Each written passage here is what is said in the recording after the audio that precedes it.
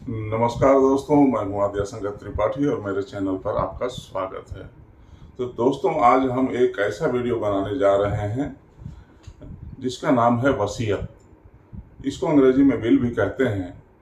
और विल और वसीयत में क्या ज़रूरी होता है, क्यों इसको लिखना चाहिए और कौन सा व्यक्ति इसको लिख सकता है और किन किन बातों की इसमें ज़रूरत होती है और क्या बहाने होते हैं विल नहीं बनाने के और क्या मानसिकता होती है लोगों का विल के बारे में, वसीयत के बारे में।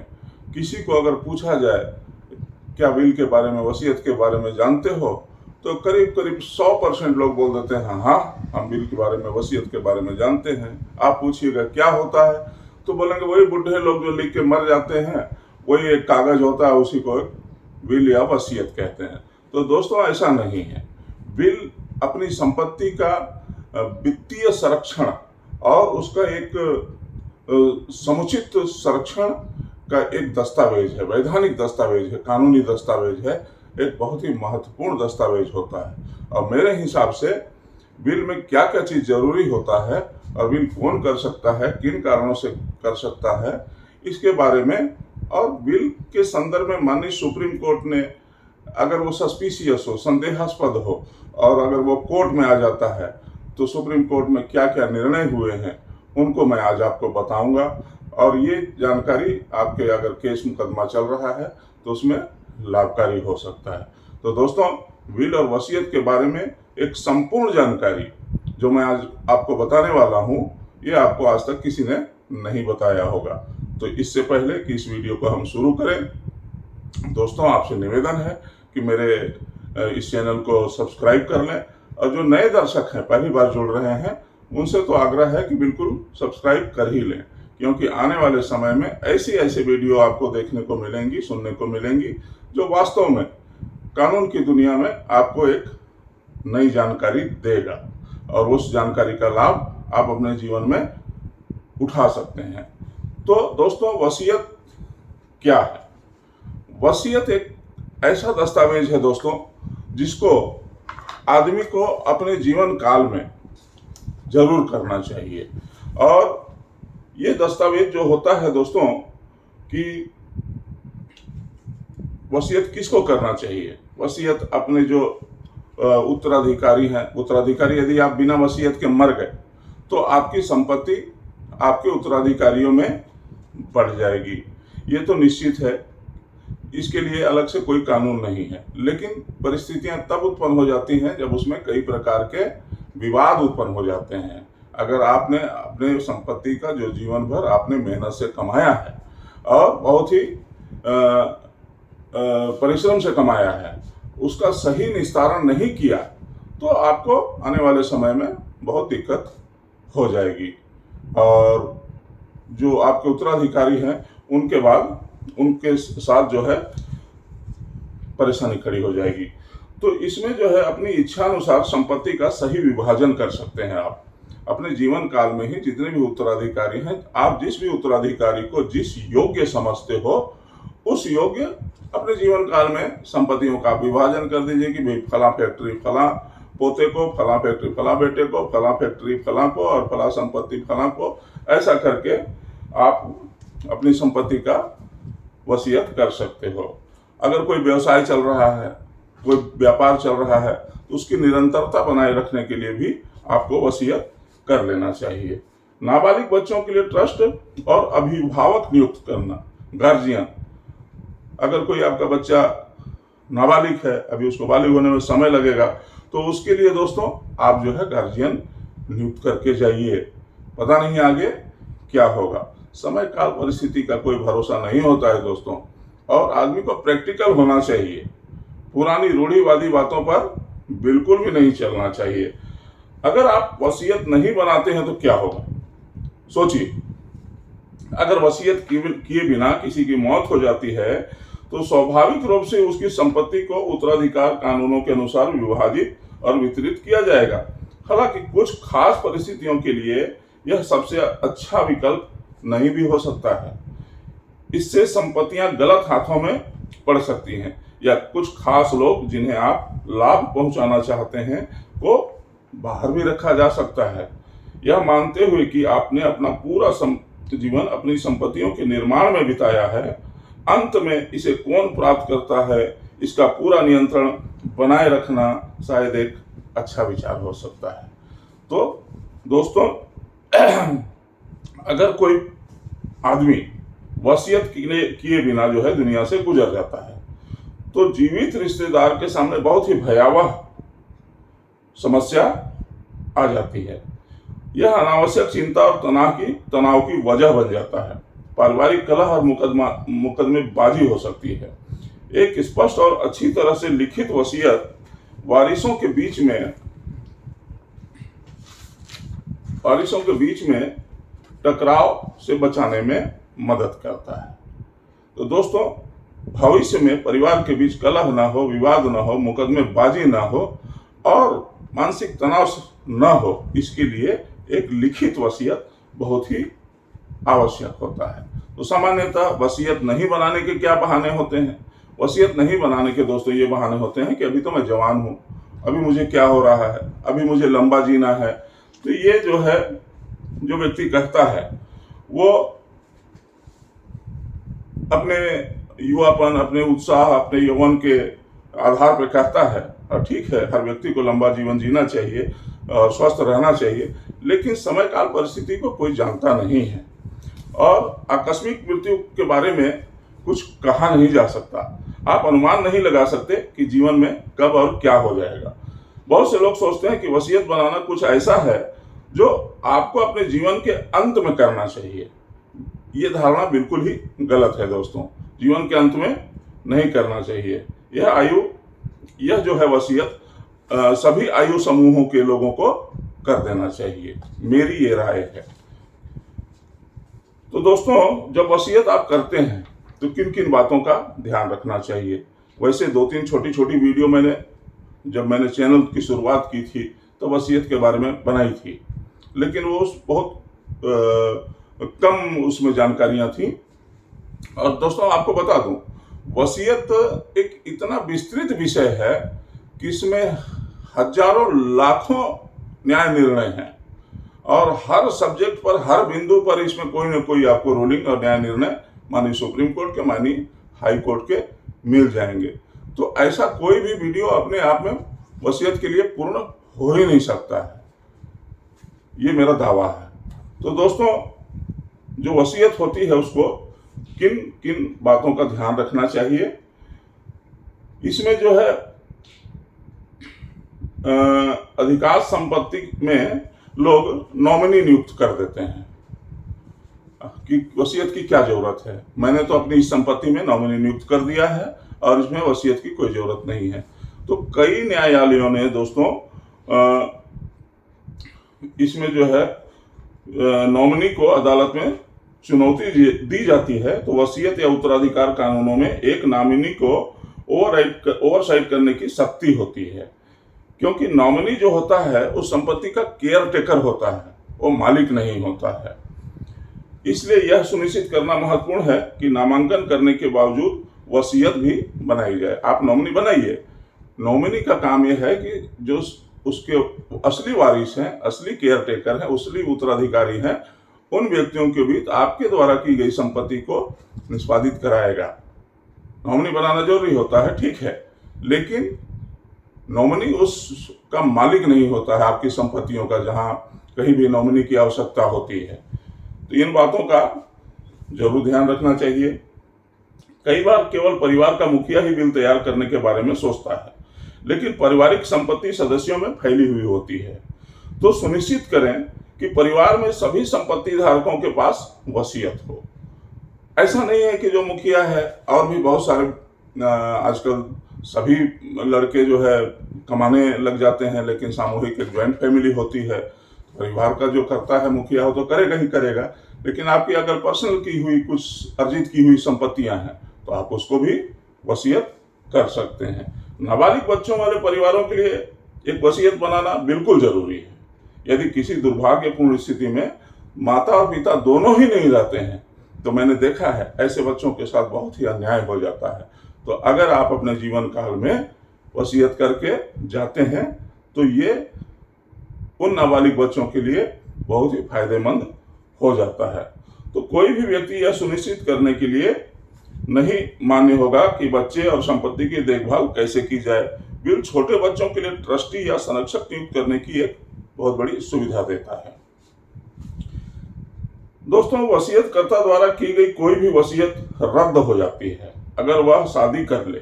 मतलब किसी व्यक्ति की शादी से पहले लिखी गई कुछ सभी वसीयतें अमान्य हैं। कानूनी रूप से बाध्यकारी होने के लिए शादी करने के बाद विल को फिर से लिखना चाहिए।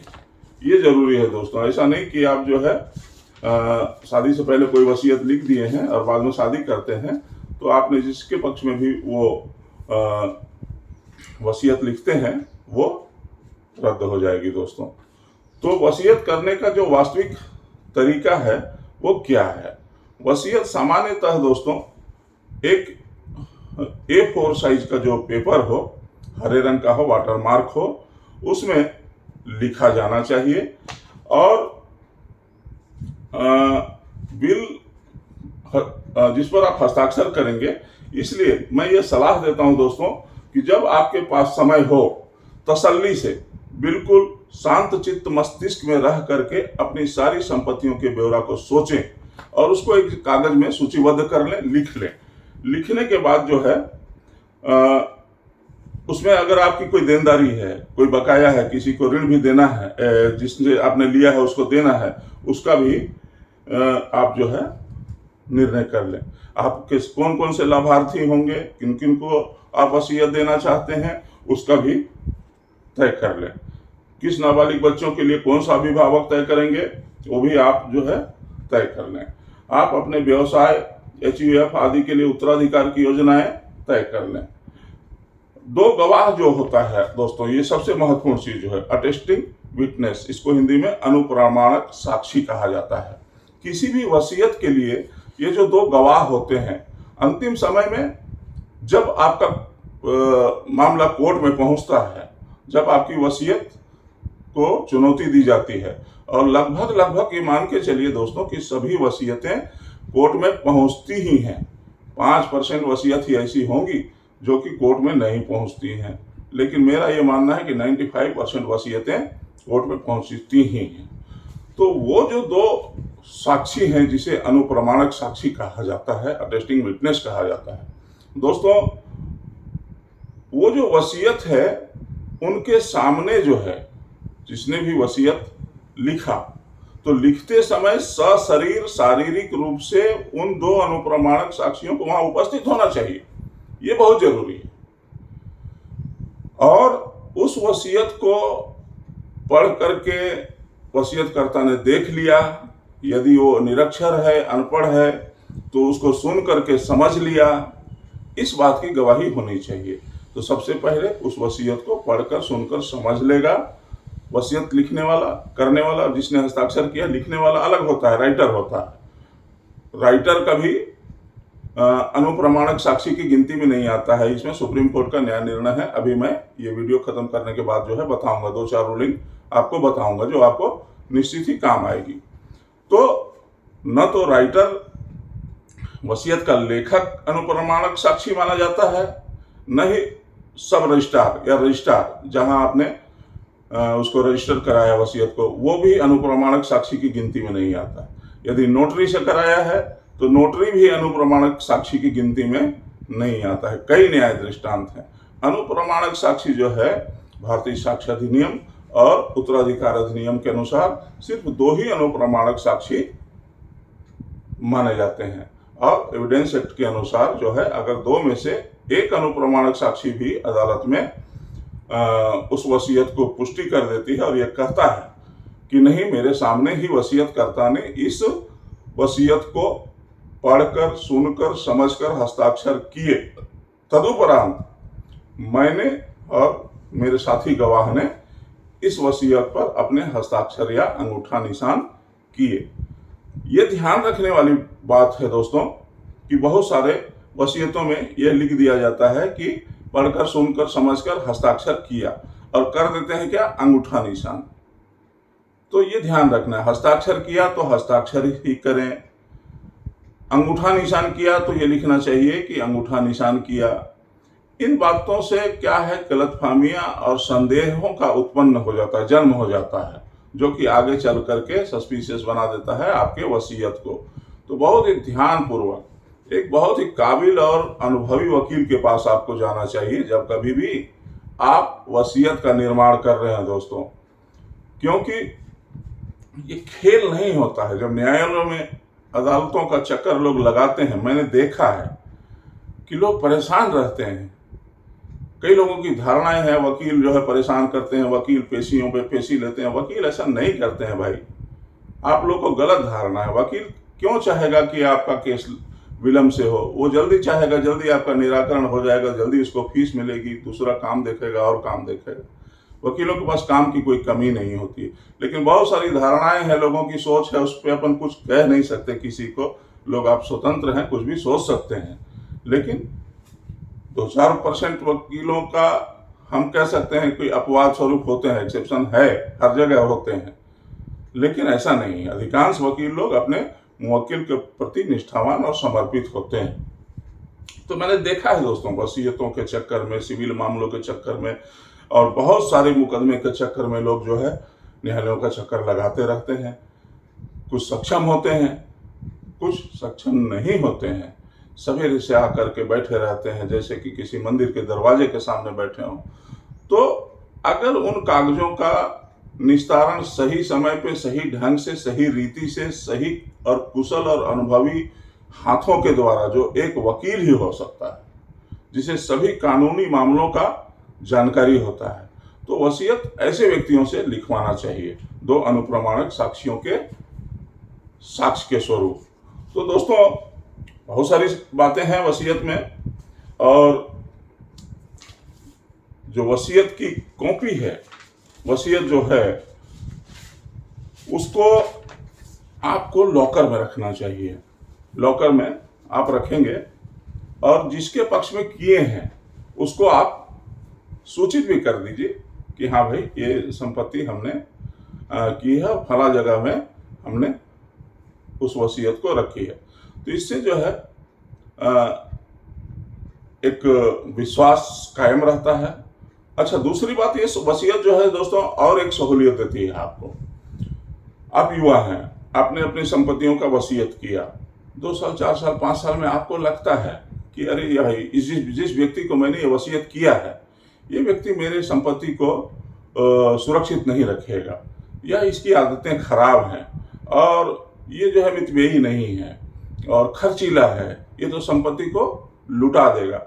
आपके पास ये सुविधा है वसीयत में कि आप उस वसीयत को बदल दीजिए। 1 नहीं, 2 नहीं, 3 नहीं, 10 वसीयतें आप बदल सकते हैं।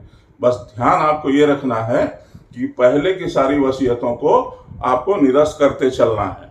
ऐसा नहीं है कि आप वो भी लिख दिए, ये भी लिख दिए, ये भी लिख दिए, तब तक तो झगड़ों की भरमार हो जाएगी आपके यहाँ। जब आप नहीं रहेंगे तो आपके मुकदमे में वारिसों के झगड़ों की भरमार। आप क्लियर कट लिखिए कि पहले इस दिनांक को मैंने इस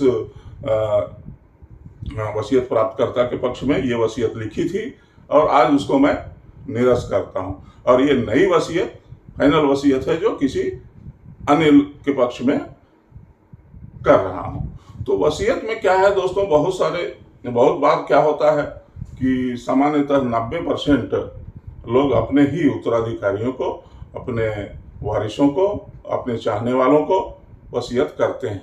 लेकिन कई बार क्या होता है कि अपने रक्त संबंधी लोगों को छोड़कर किसी अन्य लोगों को भी वसीयत लोग कर देते हैं।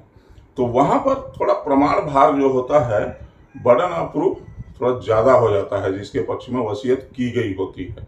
उनको ये जब वो बात अदालत में जाती है तो ये प्रश्न उठता है कि उत्तराधिकारियों को छोड़ करके आपको वसीयत क्यों की गई, क्या कारण था। ये बात भी उस वसीयत में लिखी होनी चाहिए। तो ये बात कौन लिखेगा दोस्तों? ये बात लिखेगा एक कानूनी जानकार और एक अच्छा वकील जो अपनी इस कला में, अभिवचन की कला में माहिर होता है। तो दोस्तों वकीलों को हमेशा जो है संदेह और शंका की दृष्टि से ही न देखा करें, मेरी राय है। मैं भी एक वकील हूँ, अच्छी बात है, लेकिन ये एक धारणा बन गई है लोगों की कि वकील जो है पेशियों में दौड़ाते हैं, वकील मुकदमों की जल्दी फैसले नहीं होने देते हैं। मेरे इस चैनल में बहुत सारे मेरे दोस्तों का कमेंट्स आता है तो जाहिर सी बात है कि बहुत अच्छे ख्यालात लोगों के नहीं रहते हैं, लेकिन जब संकट आता है दोस्तों तो वकील ही काम आते हैं, और वकील अगर ना हो तो बहुत सारे निर्दोष लोग जो हैं परेशान हो जाएंगे। कभी इस पहलू पर भी आप लोग सोचा कीजिए। तो वसीयत के बारे में जो प्रमुख चीजें थी दोस्तों, वो मैंने आपको बताई। अब कुछ न्याय दृष्टांत हैं माननीय सुप्रीम कोर्ट के, वो मुझे ये देख करके पढ़ना पड़ेगा, और इसको आप चाहें तो नोट भी कर लेते हैं, नोट भी कर सकते हैं।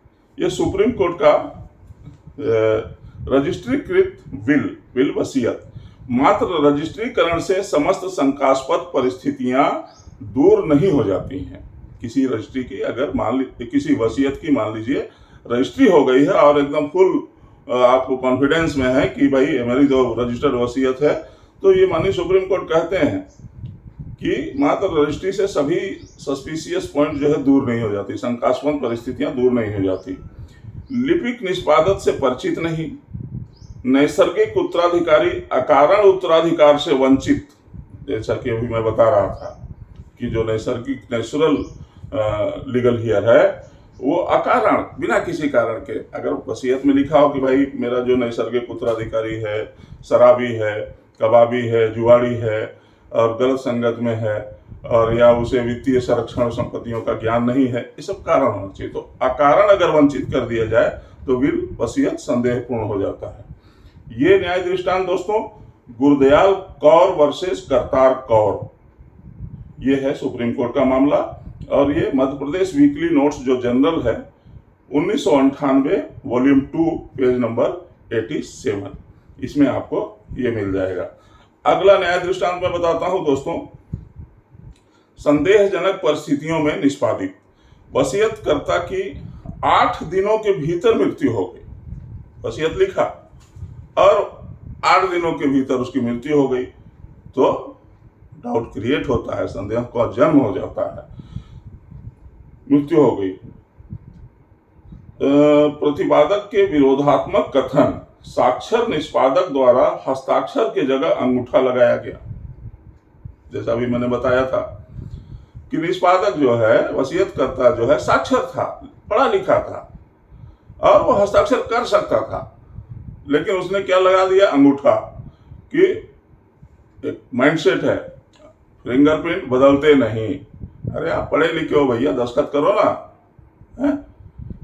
खामखा जो है इतना अच्छा खासा एक्सरसाइज करके, मेहनत करके, सोच समझ के, पैसे खर्च करके वसीयत बनाए थे, हस्ताक्षर की जगह अंगूठा लगा दिए, कर दिया सस्पिशियस वसीयत को। तो यहां भी ऐसी परिस्थिति का निराकरण होना चाहिए। माननीय सुप्रीम कोर्ट ने इसमें भी लिखा है।